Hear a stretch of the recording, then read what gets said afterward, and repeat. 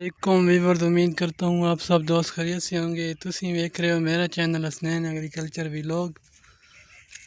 दोस्तों, मैं आज आपको दिखाने जा रहा हूँ शकरी मौसमी का बाग, जो हमने अपना लगाया हुआ है, खुद तैयार किया हुआ है।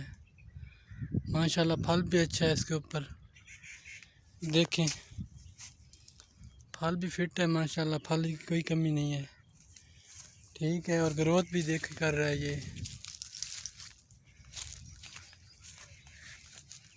ये देखें, ग्रोथ भी अच्छी कर रहा है माशाल्लाह।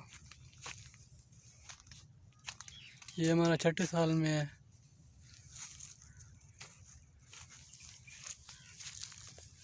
फल माशाल्लाह बहुत अच्छा है। ये देखें जी, फल कितना फल है जी माशाल्लाह। ये देखें, चार, एक शाख पे 4 बाल्टे हैं। ये देखें,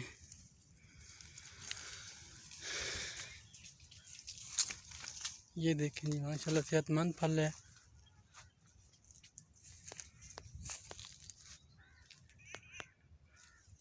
अच्छी ग्रोथ है और अच्छे फल है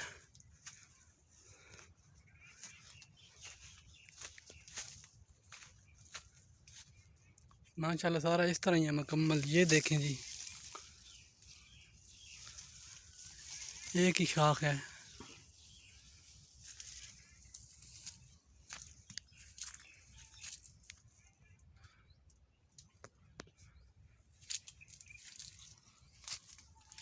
बहुत मेहनत है माशाल्लाह।